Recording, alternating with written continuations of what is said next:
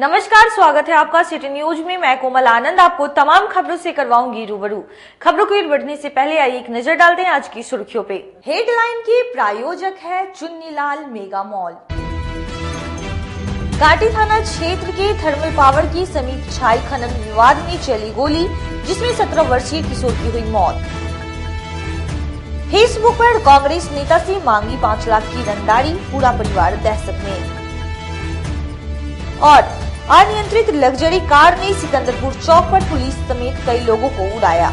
ये थी आज की सुर्खियां, अब खबरें विस्तार से। गुरुवार की देर शाम काटी थाना क्षेत्र के थर्मल पावर के समीप छाई खनन विवाद में 17 वर्षीय किशोर को लगी गोली, मौके पर हुई मौत।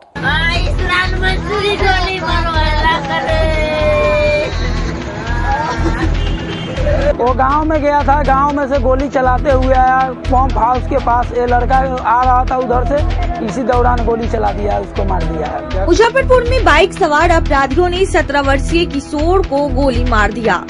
किशोर के गर्दन में 2 गोली मारी गई है। इसमें किशोर की मौत हो गई। घटना काटी थाना क्षेत्र की काटी थर्मल गेट के पास की है। घटना के बाद मौके पर अफरा तफरी की स्थिति बन गयी। वहीं घटना को अंजाम देने के बाद 3 अपराधी मौके से फरार हो गए। बताया जा रहा है काटी थर्मल गेट पर कुछ लोग विभिन्न मांगों को लेकर धरना पर बैठे थे। इसी बीच युवक भी वहां आया। उसके आते ही पीछे से बाइक सवार 3 बदमाश पहुंचे, युवक पर ताबड़तोड़ गोली चला दी। घटना के बाद मौके पर अफरा तफरी की स्थिति बन गयी। लोगों ने मामले की जानकारी काटी पुलिस को दिया।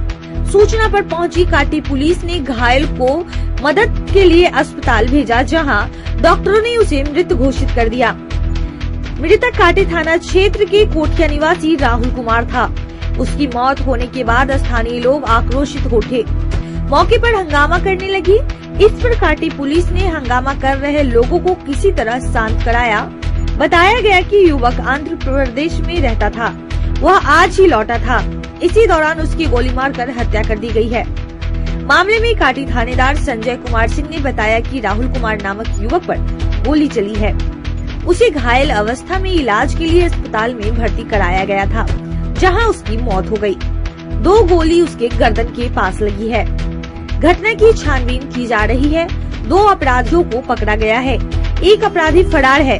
गिरफ्तार अपराधी लूट कांड में फरार चल रहे थे। गोली मारने का कारण अभी स्पष्ट नहीं हो सका है।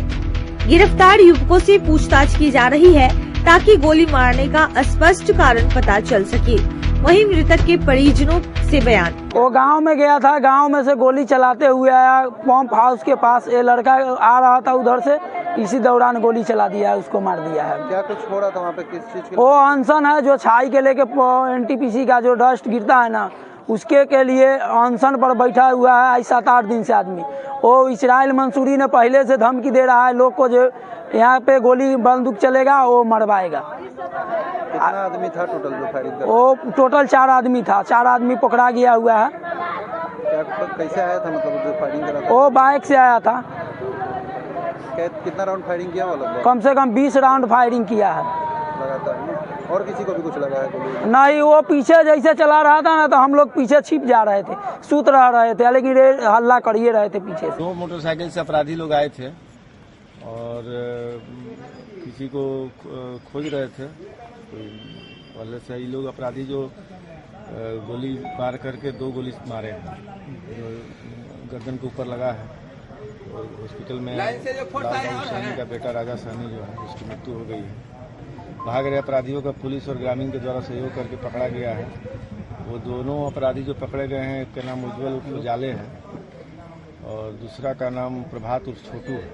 उजाले जो है वो मधुबन गांव का रहने, स्थानीय काटी का ही मधुबन गांव का रहने वाला है, और प्रभात उर्फ छोटू जो है वो कपरपुरा गांव का रहने वाला है। दोनों अपराधी हैं। दोनों 26 लाख लूट के कांड में पहले भी जेल जा चुके हैं। इसके बाद कार्बाइन उजाले के घर से मिला था, उस केस में भी अभी जमानत पर ये दोनों आदमी हैं। और तीसरा भागने वाला एक है जो इम्पोर्टेंट आदमी था, उसका नाम सोनू भैयापुर का रहने वाला है। तो सोनू है, लेकिन हम लोग को संभावना है कि ये नाम झूठ बोल रहा है। उसका नाम संभवतः दूसरा है, कारण अपराधी की तलाश क्या है सर? अभी तक घटना का कारण जब पूछताछ चलेगी इसके बाद ही हम लोग स्पष्ट रूप से कह पाएंगे। धरना की बात सामने आ रही है, छाई को लेकर धरना तो 4-5 दिन से चल रहा है, वो तो छाई अलग ही। कांग्रेस नेता अरविंद कुमार सिंह से फेसबुक के जरिए 5 लाख की रंगदारी मांगी गई, जिसके बाद पूरा परिवार दहशत में। कांग्रेस के पूर्व प्रदेश सचिव अरविंद कुमार सिंह से मैसेंजर पर 5 लाख रुपए रंगदारी के लिए हत्या की धमकी दी गई है। उनके मैसेंजर पर दिगंबर सिंह नाम के अकाउंट से मैसेज भेजा गया है। उनके पुत्र नोएडा में लॉ कॉलेज के छात्र है। धमकी देने वाले ने पुत्र को भी नोएडा में ही गोली मारने की धमकी दी है। उनके रिश्तेदार आशुतोष शाही शहर के चर्चित प्रॉपर्टी डीलर है। मैसेज में आशुतोष शाही को भी गोली मारने की बात लिखी है। इस संबंध में पूर्व प्रदेश कांग्रेस सचिव ने नगर थाने में रंगदारी की धारा में एफआईआर दर्ज कराई है। अरविंद सिंह ने बताया कि बीते 23 जनवरी से ही धमकी का सिलसिला चल रहा है। कांग्रेस नेता अरविंद सिंह ने बताया कि बीते कुछ दिनों से मुझसे और मेरे बेटे और भतीजा से रंगदारी मांगी जा रही है। मेरे बेटे पर हाल ही में गोलीबारी भी हुई है, लेकिन वो बाल बाल बच गया। जिसके बाद दिगंबर नामक आईडी से मुझसे 5 लाख की रंगदारी मांगी जा रही है, जिस संबंध में मैंने नगर थाना में प्राथमिकी दर्ज करवाया है। डीएसपी टाउन राघव दयाल ने बताया कि कांग्रेस के नेता अरविंद सिंह है, जो बालूघाट में रहते हैं। वो नगर थाना में एक प्राथमिकी दर्ज करवाए हैं। उन्होंने आवेदन में आरोप लगाया है कि फेसबुक पर मैसेंजर के माध्यम से उनसे और उनके बेटे से रंगदारी मांगा जा रहा है। वहीं रंगदारी नहीं देने पर अंजाम भुगतने की बात कही गई है। उसमें 5 लाख रुपए का रंगदारी मांगा जा रहा है। उसमें 3 दिनों का समय दिया गया है। मामले में प्राथमिकी दर्ज कर लिया गया है। आगे की कार्रवाई की जा रही है। मामला हुआ है विगत दिनों 21 जनवरी को मेरे भतीजा जो नवोदय विद्यालय चंदौली में कार्यरत है, शिक्षक है, उसके फेसबुक के मैसेंजर पर एक मैसेज गया, जिसको मैं पढ़ भी देना चाहता हूँ। उसको मैसेज किया गया कि अपने चचा को समझा लो, बेवजह राजनीति करते हैं, इसलिए अपना पारिवारिक जीवन जिए और इसमें हाथ पैर आगे मत चलाएं। उसके बाद मेरे लड़के के फेसबुक मैसेंजर पर मैसेज किया कि क्या बेटा, क्या हालचाल है, रात 7 बजे स्कूल से कॉलेज पढ़ने जाते हो, कभी कभी 2:30 बजे रात में भी लौटते हो गाड़ी से, तुम्हारे जान का खतरा है। एक बार तो गोली चली, किस्मत से तुम बच गए, हर बार किस्मत तुम्हारे साथ नहीं देगा। किसी से आपको कोई निजी दुश्मनी भी है? दुश्मनी कभी 45 साल के राजनीतिक जीवन में मैंने न कोई एफआईआर किया है, न कभी कोई एफआईआर हम पर हुआ है। इस मामले पर पुलिस को प्राथमिकी दर्ज करवाए हैं? परसों टाउन थाना में थाना इंस्पेक्टर के सामने मैंने एफआईआर किया है और डीएसपी साहब से व्यक्तिगत मिलकर उनसे अनुरोध किया है कि इसकी छानबीन की जाए। क्या मांग कर रहे हैं? धमकी के बाद मामला था 5 लाख रुपया मांगा गया है हमसे। क्या मांग कर रहे हैं प्रशासन से? प्रशासन की जो इस तरह का काम करता है उसका पता लगाया जाए, उसको उचित दंड दिया जाए। 8 फरवरी को टाउन थाना में एक प्राथमिकी अरविंद कुमार सिंह बालूघाट के रहने वाले हैं, प्राथमिकी दर्ज करवाए हैं कि उनके फेसबुक और मैसेंजर पर उनके पुत्र के फेसबुक और मैसेंजर पर भिन्न भिन्न तरह का मैसेज आ रहा है, धमकी भरा। बाद में एक मैसेज आया है जिसमें उनसे 5 लाख रुपए का डिमांड किया गया है। बताया गया कि 3 दिन का टाइम है, पैसा नहीं दोगे तो इसका अंजाम देख लेना। वो उनके द्वारा उनका नाम पता पूछने पर बताया कि 3 दिन के बाद पता चल जाएगा कि नाम पता क्या है। इसी आशय का एक प्राथमिकी दर्ज हुई है। अरविंद कुमार सिंह कांग्रेस के नेता हैं। बिहार जोड़ो अभियान के तहत एक अपना फोटो अपलोड किए थे, उस फोटो के कमेंट में भी उनको धमकी भरा मैसेज दिया गया था। इसी आशय का प्राथमिकी दर्ज हुई है। इसमें प्राथमिकी अंकित करने के बाद आगे की कार्रवाई की जा रही है, अनुसंधान किया जा रहा है। वार्ड 18 के नाले में भारी मात्रा में खाली शराब की बोतल मिली, कई सवाल खड़े हुए। देखिए ये रिपोर्ट। देखिए, बिहार में 2016 से शराबबंदी है। अंग्रेजी और देसी दोनों शराब पर बिहार में पूर्ण रूप से प्रतिबंध लगाया गया है।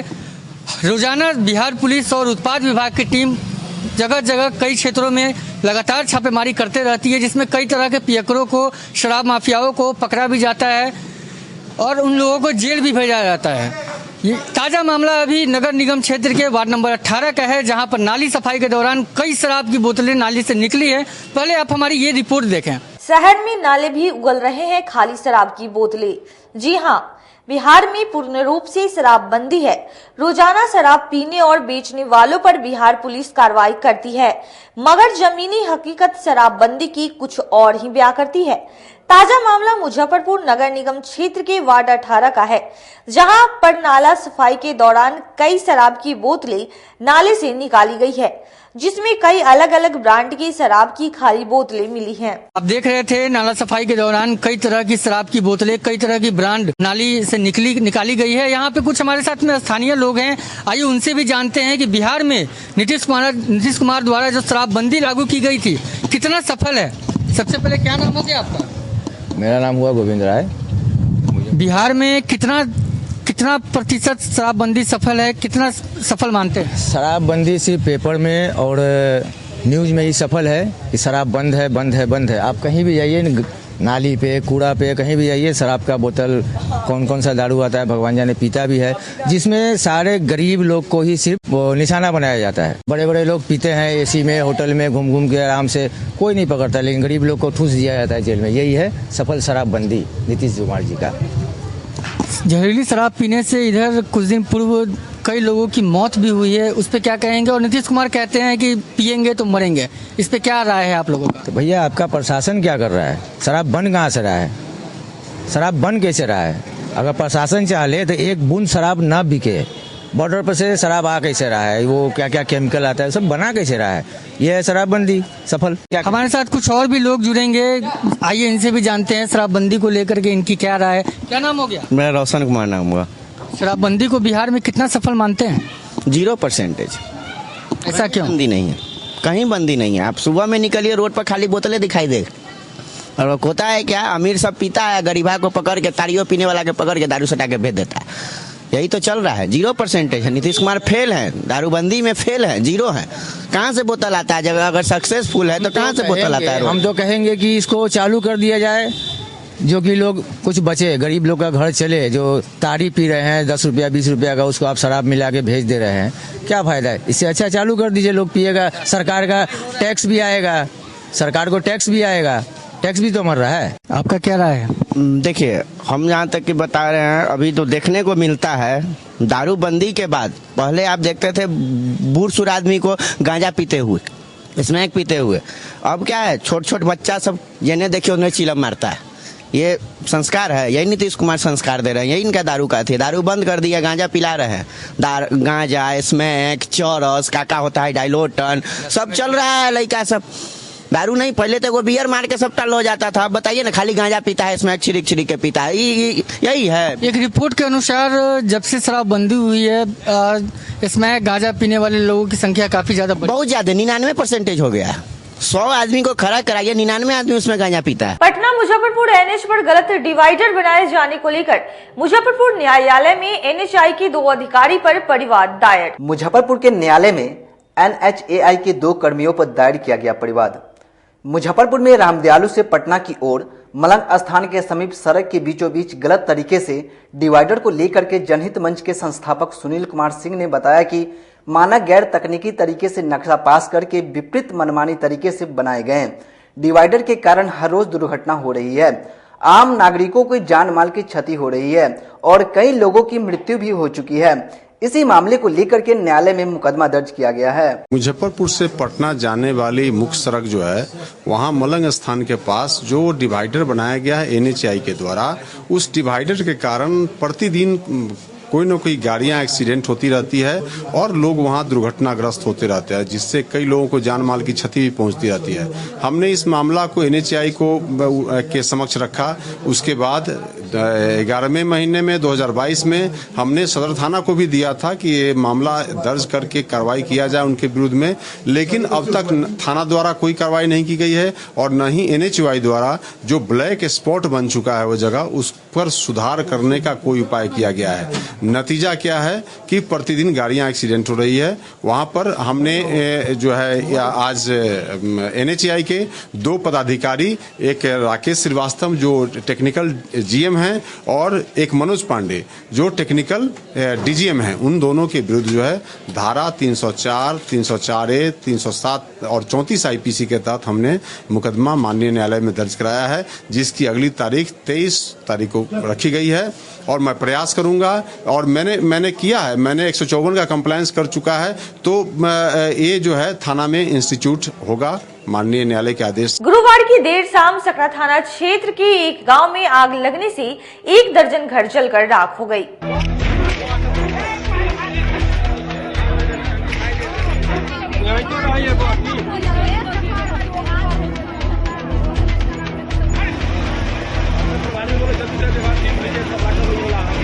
मुजफ्फरपुर में गुरुवार को भीषण आग लग गई।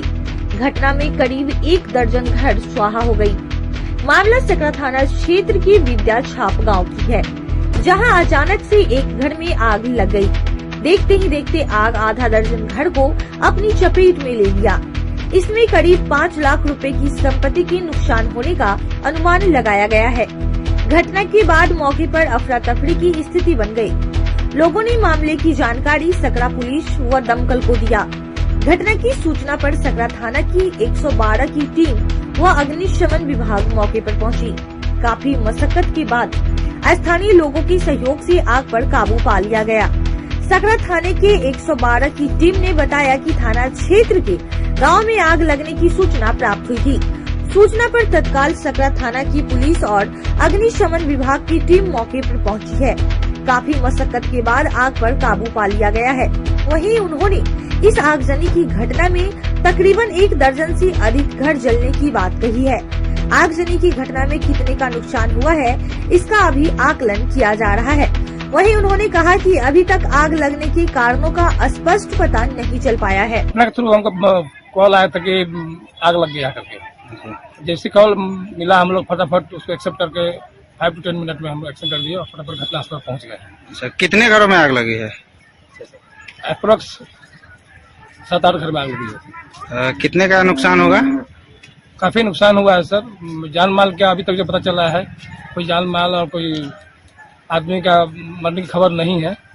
काफी उनका जो सामान वगैरह था, बक्से वगैरह सब जले हुए हैं। काफी सामान जो है पूरा जला हुआ है। घर पूरा जल के राख हो चुका है, नस्ताबूत हो गया है। कर्मचारियों की समस्या को लेकर बैंक ऑफ महाराष्ट्र के कर्मचारियों ने हड़ताल के दौरान प्रदर्शन किया। बैंक ऑफ महाराष्ट्र की 2 दिवसीय राष्ट्रव्यापी हड़ताल के तहत गोबरसही चौक स्थित भिकनपुरा शाखा के कर्मचारियों ने शुक्रवार को लगातार दूसरे दिन तालाबंदी की। बैंक में तालाबंदी कर कर्मचारियों ने प्रदर्शन किया। 3 सूत्रीय मांगों को बैंक प्रबंधन द्वारा नहीं माने जाने पर विरोध प्रदर्शन किया। BOMEU के संयुक्त सचिव सच्चिदानंद सिंह की अध्यक्षता में सभी कर्मचारियों ने प्रदर्शन किया। बैंक में सभी वर्गों में भर्ती करने, बैंक कर्मचारियों की समस्या में द्विपक्षीय वार्ता को वरीयता देने एवं बैंक कर्मचारियों की ड्यूटी सुनिश्चित करने के मुद्दे पर बैंक कर्मी आंदोलित है। सच्चिदानंद सिंह ने बताया, लगातार काम का बोझ बढ़ते जा रहा है। कर्मचारियों की भर्ती नहीं की जा रही है। आउटसोर्सिंग द्वारा काम लिया जा रहा है। ठेकेदारी प्रथा बंद करने और कार्य समय का निर्धारण करने सहित अन्य मांगों को लेकर हड़ताल की गई थी। कर्मचारी लंबे समय से मांगों को पूरा करने की मांग कर रहे हैं, लेकिन इस ओर प्रबंधन द्वारा ध्यान नहीं दिया जा रहा है। United forum of Maharashtra bank union के आह्वान पर 9 एवं 10 फरवरी को 2 दिवसीय हड़ताल का आह्वान किया गया है। यह हड़ताल बैंक ऑफ महाराष्ट्र मैनेजमेंट के कर्मचारी विरोधी, जन विरोधी नीतियों के खिलाफ हड़ताल हो रहा है। हड़ताल में हमारी मुख्य मांग है कि बैंक मैनेजमेंट के द्वारा रिकॉग्नाइज्ड यूनियन को हेड ऑफिस पुणे में एक प्रीमाइसेस यूनियन के लिए अलॉट किया गया था, जो कि हमारा ट्रेड यूनियन अधिकार है। उस प्रीमाइसेस को मैनेजमेंट के द्वारा फोर्सिबली तानाशाही तरीके से वैकेट करा लिया गया। दूसरा डिमांड है कि बैंकों में क्लर्क, ऑफिसर्स, सब स्टाफ, पार्ट टाइम स्वीपर की भारी कमी है, जिसके चलते ग्राहक सेवा भी प्रभावित हो रही है।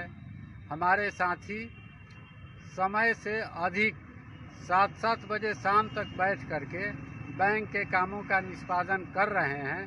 अतः हम मैनेजमेंट से डिमांड करते हैं कि उचित मात्रा में एडिक्वेट रिक्रूटमेंट क्लर्क, सब स्टाफ, ऑफिसर का बैंकों में किया जाए। वर्क लाइफ बैलेंस को मेंटेन किया जाए, क्योंकि काम के बोझ के चलते, पर्याप्त मात्रा में स्टाफ के नहीं रहने के चलते हमारे साथियों को बहुत अधिक समय तक काम करना पड़ रहा है। बैंक ऑफ महाराष्ट्र को बैंक एम्प्लॉई भी उतना ही अपनी मदर इंस्टीट्यूशन समझते हैं जितना मैनेजमेंट समझती है।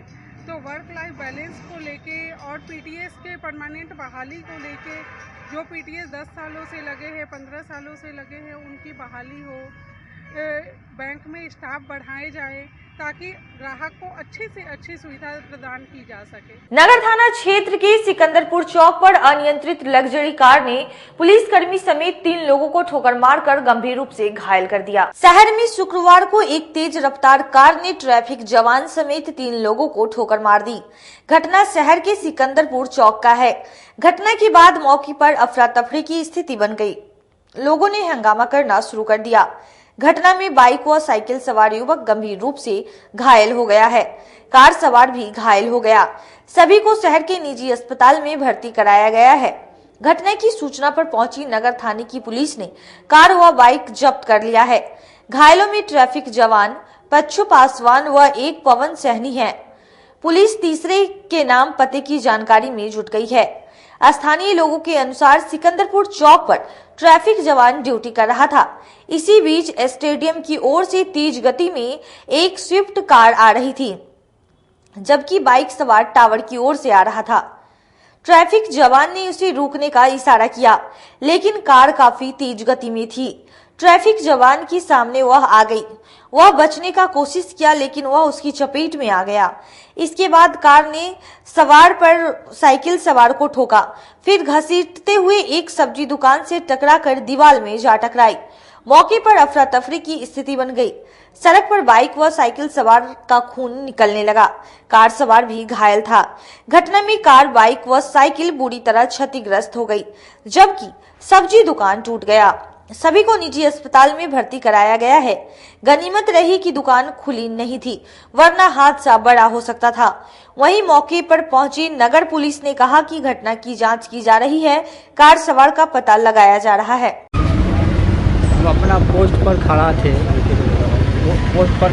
उधर से इतना स्पीड में गाड़ी आया कि वो हाथ देते देते हमको बुझाता था कि अब मार देने के डर से हम जो है सो थोड़ा सा दबे, और उधर से साइकिल वाला आ रहा था, उसको मारा और उसके साथ साथ हमको भी फेंक दिया।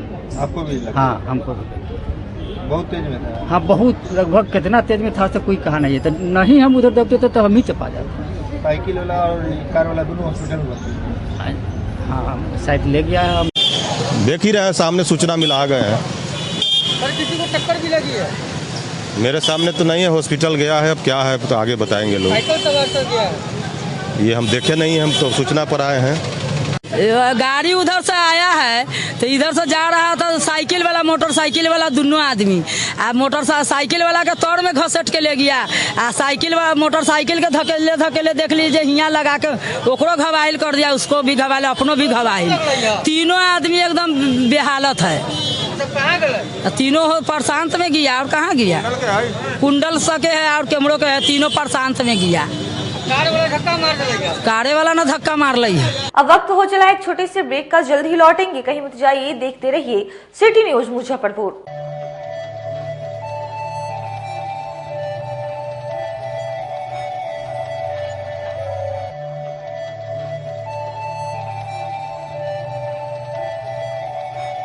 बाजार से सस्ता सबसे अच्छा चुन्नीलाल मेगा मॉल मुजफ्फरपुर में भी धूम मचाने के लिए आ गया है।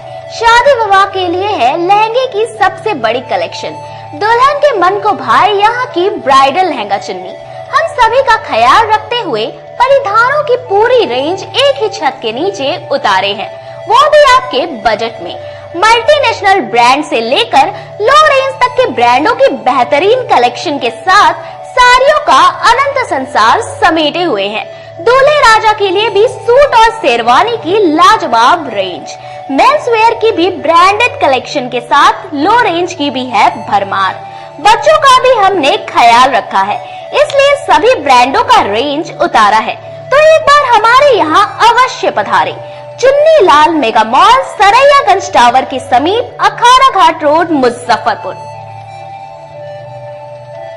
बच्चों का हमारे यहाँ आपको 250 रुपए से स्टार्टिंग होगा। कुर्ती अगर सेट में लीजिएगा तो 500 रुपए से स्टार्टिंग हो जाएगा। प्लाजो सेट हाईएस्ट आप चले जाइए 3000, 4000, 10,000 तक भी मिलेगा आपको। बनारसी से 250 रुपए से साड़ी स्टार्टिंग हो जाएगा हमारे यहाँ, आपको 40,000 तक चला जाएगी।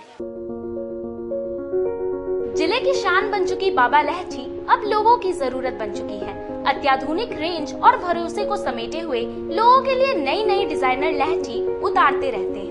ऐश्वर्या राय बच्चन, सचिन तेंदुलकर की पत्नी से लेकर न जाने कितने सारे नामी हस्तियां इस लहठी के दीवाने हो चुके हैं। लोगों के साथ ने ही बाबा लहठी की पहचान देश से लेकर विदेश तक बनाई है। ऐसा साथ बनाए रखने के लिए आप लोगों का तहे दिल से धन्यवाद।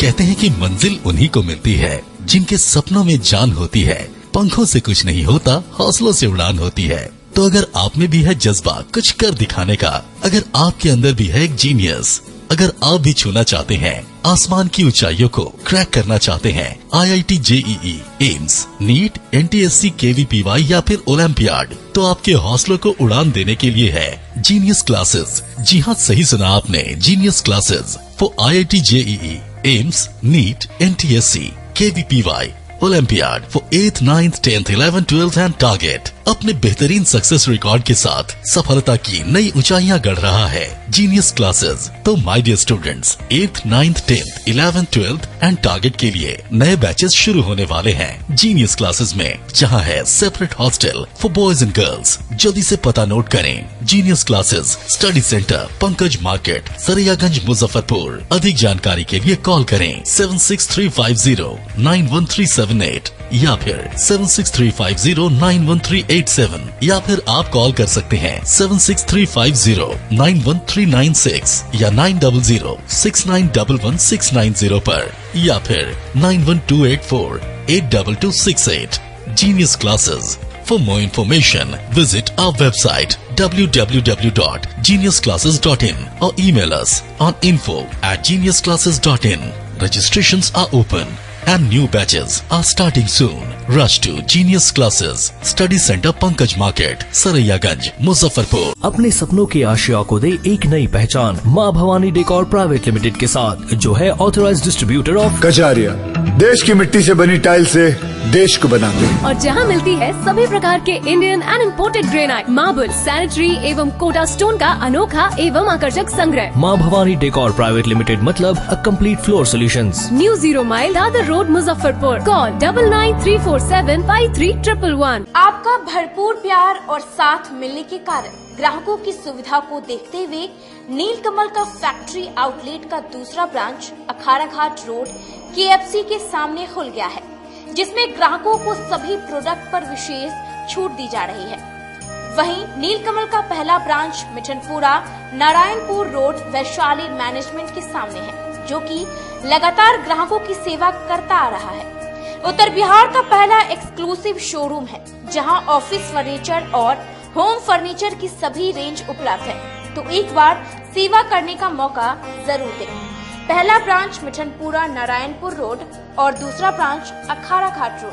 हमारा मोबाइल नंबर है 9334900888 और 7004320580। नीलकमल का एक्सक्लूसिव शोरूम जो पहले से मिठनपुरा नारायणपुर रोड में अपोजिट वैशाली रूरल मैनेजमेंट में चला आ रहा है, वहाँ पे हमें आप लोगों का बहुत सारा प्यार मिला और इसीलिए हम लोगों ने अपना दूसरा ब्रांच सार्थक सेल्स एंड मार्केटिंग के ज्वाइंट वेंचर से अखाड़ा घाट रोड में KFC के सामने कृष्णा टॉकीज के बगल में सुविधा कॉम्प्लेक्स में हम लोगों ने खोला है, जो कि कंपनी का फैक्ट्री आउटलेट है, जहां नीलकमल के विस्तृत रेंज आपको 40% तक के डिस्काउंट पे मिलेंगे और मैट्रेस का भी एक विस्तृत रेंज है। और आप लोगों से निवेदन है कि एक बार आप पधारें। और इस दुकान की जो सबसे अच्छी विशेषता है कि उधार चालू है, तो HDFC और बजाज के माध्यम से आपको फाइनेंस की भी सुविधा है। आप अपने घरों को फिर से बहुत अच्छे से सजा सकते हैं। ब्रेक के बाद फिर से आप तमाम दर्शकों का स्वागत है। विश्व फाइलेरिया दिवस पर समाहरणालय सभा कक्ष में स्वास्थ्य विभाग द्वारा कार्यक्रम का आयोजन किया गया। फाइलेरिया उन्मूलन के लिए चलाए जाने वाले सर्वजन दवा सेवन के तहत IDA अभियान की शुरुआत शुक्रवार को समाहरणालय सभागार से हुई। जिला प्रशासन, जिला स्वास्थ्य समिति और centre for advocacy and research के सहयोग से आयोजित शुभारंभ कार्यक्रम सह मीडिया कार्यशाला के दौरान जिलाधिकारी प्रणव कुमार एवं उप विकास आयुक्त आशुतोष द्विवेदी ने फाइलेरिया रोधी दवा की खुराक खाकर इसे सुरक्षित बताया। शुभारंभ सह मीडिया कार्यशाला के दौरान जिलाधिकारी प्रणव कुमार ने कहा कि आशा दीदी के द्वारा यह फाइलेरिया रोधी दवा लोगों के घर घर जाकर खिलाई जाएगी। दवा खाने पर कुछ प्रतिकूल प्रभाव भी हो सकते हैं, हालांकि यह तत्कालिक है। इसके निवारण के लिए प्रत्येक प्रखंड स्तर पर रैपिड रिस्पांस टीम की तैनाती की गई है, जिसका नंबर प्रत्येक ड्रग एडमिनिस्ट्रेटर के पास मौजूद है। इस बीमारी के उन्मूलन के लिए व्यापक दृष्टिकोण अपनाते हुए हर आयाम पर पूरी तैयारी की गई है। कार्यशाला के दौरान केयर के DPO सोमनाथ ओझा ने PPT के माध्यम से बताया कि फाइलेरिया से बिहार के सभी जिले प्रभावित हैं, जिसमें मुजफ्फरपुर भी शामिल है। PPT में दवा की डोज, दवा कैसे खिलानी है, दवा खिलाने के बाद दवा का प्रतिकूल प्रभाव और जिले के माइक्रो प्लान के बारे में विस्तार से बताया गया। शुरुआत की गई है और पूरे मास को कवर करने का लक्ष्य रखा गया है। मुख्य रूप से जो फाइलेरिया है उसके लिए और जो विभिन्न कृमियां होती हैं उसके लिए अल्बेंडाजोल, DEC और आइवरमेक्टिन दवाओं का सेवन किया जाना है और इसके लिए पूरी व्यापक व्यवस्था की गई है और डिफरेंट रैपिड रिस्पांस टीम भी बनाई गई है। और मैं बता दूं कि दवाओं का जो सेवन करना है वो हाइट के हिसाब से और एज सापेक्ष करना है। उसके लिए सभी ANM को, सभी आशाओं को प्रशिक्षित भी किया गया है। इसके लिए पंचायत लेवल पर, गांव लेवल पर माइक्रो लेवल की प्लानिंग की गई है। उसी प्लानिंग के हिसाब से सभी लोगों को इस दवा का सेवन किया जाना है। आज मीडिया के साथ हम लोगों ने ये वर्कशॉप रखा था और सभी लोगों ने दवाओं का सेवन करके इसकी शुरुआत की। हम लोग उम्मीद करते हैं कि यह कार्यक्रम काफी सफल रहेगा। इस बार दवा का वितरण करना नहीं है, खिलाना है। दवा का खिलाना है, इसलिए जो आंगनबाड़ी केंद्र रहेंगे वहाँ पर आशाओं के माध्यम से किया। फाइलेरिया रोग पहले से काफी कम हो गया है ये जागरूकता आने से, अब और आगे बिल्कुल, लेकिन जिस तरह का ये रोग अभी प्रिवेलेंट है, हमारे यहाँ अभी भी है, इसके केसेस हैं, इसलिए हम लोगों को इस पर ज्यादा व्यापक दृष्टि रखनी है और इसी को लक्षित करके दवाओं को खिलाए जाने का कार्यक्रम रखा गया है। बिहार विश्वविद्यालय परिसर में छात्र संघ के सदस्यों ने छात्रों की समस्याओं को लेकर प्रदर्शन किया। आज बिहार छात्र संघ के द्वारा 4 वर्षीय B.Ed कोर्स के सत्र की अनियमितता को लेकर के विश्वविद्यालय परिसर में प्रदर्शन किया गया। परीक्षा होने के 5 माह बाद भी अभी तक रिजल्ट जारी नहीं किया गया है। सत्र 2 वर्ष से भी अधिक विलंब चल रही है। अभी तक एक भी सेमेस्टर का अंक पत्र छात्रों को नहीं दिया गया है। बिहार छात्र संघ के सैकड़ों सदस्य एक साथ विश्वविद्यालय परिसर में पहुंचकर कुलपति एवं परीक्षा नियंत्रक के खिलाफ नारेबाजी करने लगे। आंदोलनकारियों ने कुलपति से मिलने का आग्रह किया, लेकिन कुलपति मिलने के लिए तैयार नहीं थे। इसके बाद सैकड़ों छात्र आक्रोशित हो गए, फिर भी BC मिलने के लिए तैयार नहीं थे। उसके बाद बिहार छात्र संघ के सदस्यों ने घंटों प्रदर्शन एवं नारेबाजी किया। इसका जो प्रदर्शन बिहार छात्र संघ के द्वारा किया जा रहा है, जो कि 4 वर्षीय जो B.Ed का कोर्स है, जो कि विश्वविद्यालय के द्वारा 2019 में शुरू किया गया था। ये पूरे बिहार विश्वविद्यालय के अंदर 4 कॉलेजों में होता है, जो कि एक कॉलेज में 100 सीट है, तो मात्र एक सेशन में मात्र 400 स्टूडेंट है। फिर भी इन लोगों का परीक्षा का 5 महीना हो गया, अभी तक परिणाम जारी नहीं किया गया है। ये जो कोर्स है, ये लोग 75,000 का सालाना देते हैं, लेकिन तब भी इनका काम सही से नहीं हो पाता है। जहां अभी तक 8 सेमेस्टर कंप्लीट हो जाना चाहिए था, उस जगह पे मात्र अभी 2 सेमेस्टर कंप्लीट हुआ है, और उसमें भी जो फर्स्ट सेमेस्टर और जो सेकेंड सेमेस्टर कंप्लीट हुआ है, उसका अभी तक मार्कशीट यानी कि अंक पत्र छात्रों को नहीं दिया गया है। ये जो विश्वविद्यालय में दलाल बैठे हुए हैं, जो परीक्षा नियंत्रक है, वो हमारे पैसा से उनका घर चल रहा है। हम छात्रों के पैसा से उनका घर चल रहा है, हम छात्रों के पैसा से उनको सारो ऐसो आराम मिल रहा है, लेकिन वो छात्रों को अपने पैरों तले कुचलने का काम कर रहे हैं, हमारी भविष्य को कुचलने का काम कर रहे हैं। देखिए, कोई भी विश्वविद्यालय जो होती है वो छात्रों को भविष्य बनाने के लिए बनती है, लेकिन जो बिहार विश्वविद्यालय है वो सारे छात्र छात्राओं के भविष्य को निगल गई है और ढकार तक नहीं लेती है। आप देख सकते हैं कि इतने सारे छात्र जो 75,000 रुपया सालाना देते हैं और उनका अभी जो 19-23 का सेशन है उसमें 7 सेमेस्टर का एग्जाम हो जाना चाहिए था, लेकिन 3 ही सेमेस्टर का एग्जाम हुआ, वो भी सितंबर में हुआ और अभी तक रिजल्ट नहीं दिया गया है। यहाँ पे जो भी यहाँ पे पदाधिकारी हैं बिहार विश्वविद्यालय में, वो सभी मिल के बाबा साहेब भीमराव अंबेडकर जी का नाम को मिट्टी में मिलाने का काम कर रहे हैं। बाबा साहेब भीमराव अंबेडकर एक शिक्षावादी नेता थे जिनको अभी भी सारे हम लोग भारत देश उनको पूजते हैं, मानते हैं, लेकिन उनके नाम पे जो विश्वविद्यालय है ऐसे VC और परीक्षा नियंत्रण और कंट्रोलर मिलके उनके नाम को डुबाने का काम कर रहा है। शुक्रवार को कमरा मोहल्ला मैदान में अपने प्रस्तावित धरना प्रदर्शन को रद्द करते हुए शिया धर्मगुरु मौलाना साबिब काजिम ने 12 मार्च को कमरा मोहल्ला मैदान में आयोजित शिया धर्म सम्मेलन में अपनी बात रखने का निर्णय लिया है। शुक्रवार को कमरा मोहल्ला मैदान में अपने प्रस्तावित धरना प्रदर्शन को रद्द करते हुए शिया धर्मगुरु मौलाना साबिब काजिम ने 12 मार्च को कमरा मोहल्ला मैदान में आयोजित शिया धर्म सम्मेलन में अपनी बात रखने का निर्णय लिया है। शुक्रवार को अपने आवास पर आयोजित प्रेस वार्ता में शिया धर्मगुरु ने कहा कि पूर्व से ही 12 मार्च को कमरा मोहल्ला मैदान में शिया धर्म के 19 उलेमा का कार्यक्रम तय है। अब उसी कार्यक्रम में कमरा मोहल्ला में हुए अतिक्रमण मामले को उठाया जाएगा। आज जो धरना का प्रोग्राम था ताकि दुनिया को अवगत कराया जाए कि 22 जनवरी को जो एक कोर्ट के ऑर्डर के नाम के ऊपर और बेपनाह भूमाफियाओं को फ़ायदा पहुंचाने के लिए ज़िला प्रशासन के सामने काम हुआ कि इनक्रोचमेंट जो है वो मस्जिद इमामबाड़े तक सीमित कर दिया गया, जबकि मस्जिद इमामबाड़े और मंदिर में कोई इनक्रोचमेंट नहीं होता है, सबके लिए खुला हुआ था। वो 22 जनवरी के बाद अब बंद रहता है। कमाल की बात ये। और वहाँ पर कुछ पुलिस वाले रहते हैं, कहते हैं कहाँ जा रहे हैं, क्यों जा रहे हैं। वहाँ पर कुछ लड़के सब खड़े होते हैं, आबिद असगर जो वकबड़ मुतल्ली है और धमकी देते हैं, सारी बातें हो रही। तो इनक्रोचमेंट पहले कभी नहीं था। इधर देख रहे हैं कि बंद है, लेकिन चलिए मंदिर मस्जिद इमामबाड़े में ना इनक्रोचमेंट था ना होता है, इस पर बहस बाद में हो जाएगी। इनक्रोचमेंट हटाने की बात थी, उसे डाइवर्ट करके सारे बड़े बड़े भूमाफिया को जो 7 बीघा जमीन थी उसको छोड़ दिया गया। पूरे शहर में ऐसे बहुत सी जमीनों को छोड़ दिया गया। 1 इंच अगर इनक्रोचमेंट हट गया हो जमीन के ऊपर से तो हम अपना मूवमेंट आज बंद कर देंगे।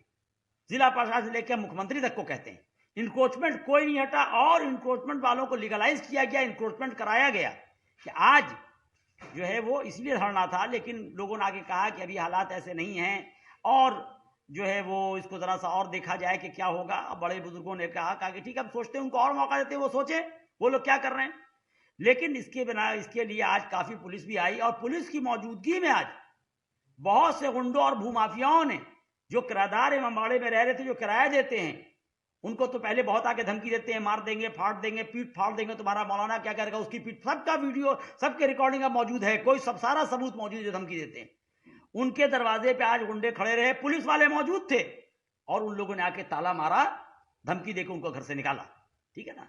तो हमारा कहना यह है कि ये जो कराया जा रहा है पुलिस प्रशासन की मौजूदगी में, गुंडों को लीगलाइज किया जा रहा है, ये बहुत खतरनाक काम है। अफजल अब्बास जो वक्फ बोर्ड का चेयरमैन, आरिफ रजा जो ये है, ये सब उसके संरक्षण में हो रहा है और उन्होंने यहाँ कुछ लोगों को मेल में रखा है। अब हम अपने डीएम साहब से, एसएसपी साहब से और कमिश्नर साहब से ये कहते हैं, आईजी साहब से, कि आप खुद इंक्वायरी करें और पता करें कि पुलिस प्रशासन की मौजूदगी में जो गुंडागर्दी हो रही है, ह्यूमन राइट्स के खिलाफ काम हो रहा है, फंडामेंटल राइट्स के खिलाफ काम हो रहा है, किराएदारों को डराया और धमकाया जा रहा है कि नहीं। ये कौन लोग हैं? वक्फ बोर्ड के सारे लोग ये काम करवा रहे हैं। इसका अगर जल्द एक्शन नहीं लिया गया तो हम लोग रोड पर उतरने वाले हैं और बहुत जल्दी। कल आखिर में ये फैसला हुआ कि पहले, आज से 1.5 महीना पहले फैसला हो गया था कि 12 मार्च को उसी कमरा मोहल्ला के मैदान में एक बहुत बड़ी वक्फ कॉन्फ्रेंस हो रही है इंडिया लेवल की, इसमें सब आएंगे। उसी में सारा फैसला होगा कि वक्फ को कैसे बर्बाद किया गया, जो वक्फ के प्रोटेक्शन के लिए खड़े होते हैं उनको कैसे भूमाफिया धमकी दिलवाता है, झूठा केस कर। आज के लिए बस इतना ही है। मुझे और मेरी पूरी न्यूज टीम को दीजिए इजाजत। कल फिर हाजिर होंगी शहर के कुछ नई खबरों के साथ। नमस्कार।